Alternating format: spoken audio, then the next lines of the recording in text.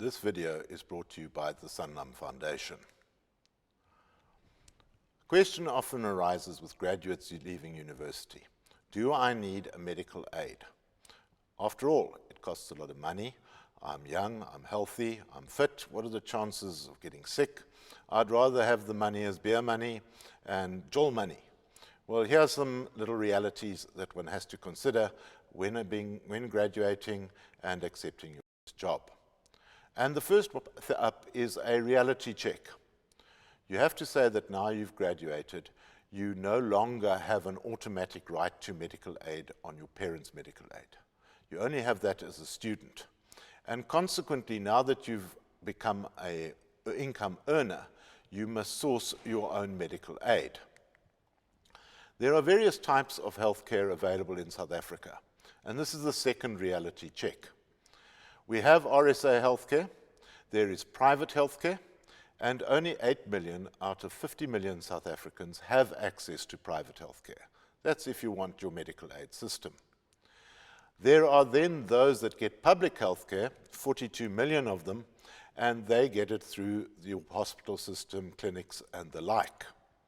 You may have heard that there is at present a cost to state of the existing healthcare system of 121 billion rand a year out of total state expenditure of R1 trillion. 12% of the taxpayers' money goes on the healthcare system, yet it is a complete disaster. And that's why they're looking at the national healthcare system, where they're going to spend another 125 billion rand a year on it. The problem is that currently there's not enough taxes in South Africa to pay for it. And so it's going to take a long time for this system to be implemented, probably another 10 years. So graduates of 2012-13 can't simply presume that the state is going to provide. Now, in earlier videos that we've done in this series, we've said that how you produce income is with your brain. But the very important thing is that you've got to have your health to drive your brain. Your brain without a body to support it is worthless. Then you need time on your side to help investment income and your earnings grow. And then you need an email address. Those are the components of wealth. We also found that where we have denial tends to basically overtake everything. So the question goes, do I have to belong to a medical aid? And most employers insist on this in some form or another. But you'll have to negotiate that with an employer when you accept your post. Some employers don't. They say it's up to you.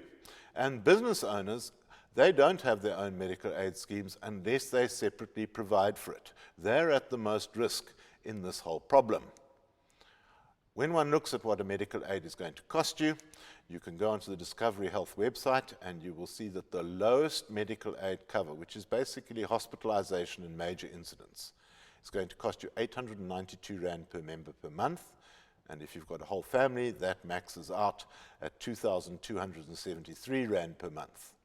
An executive medical aid that covers virtually everything will cost 3,365 Rand per member per month, or up to 8,000 Rands per family.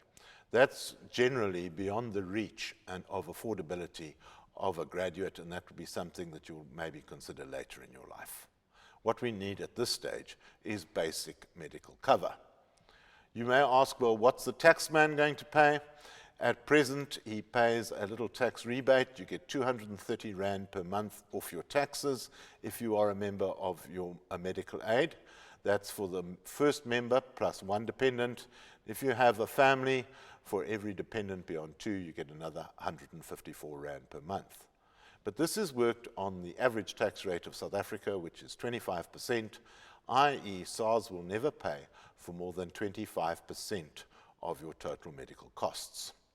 So some people say, procrastinate, we can do it next year. Why bother? And one of the questions you've got to ask is, will a medical aid accept you later?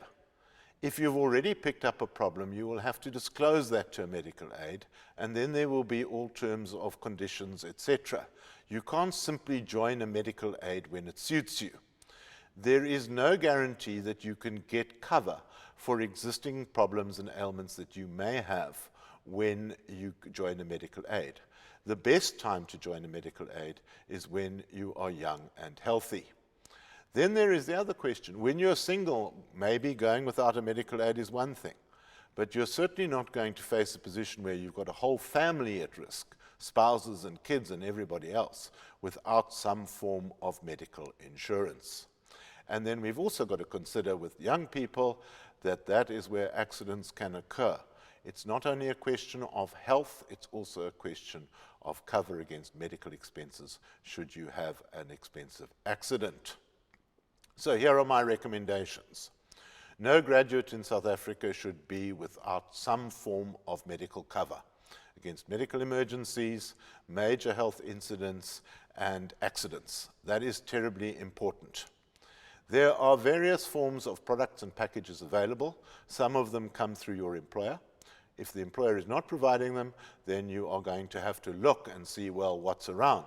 But if you go onto the internet and just Google it, you will be overwhelmed with the range of product and advice available. Some of it's good, some of it's not so good. My recommendation is go to an advisor who knows about it. And they will tell you what should be covered, what should not be covered, and see what you can do to find an affordable medical aid after graduation. This video was brought to you by the Sanlam Foundation.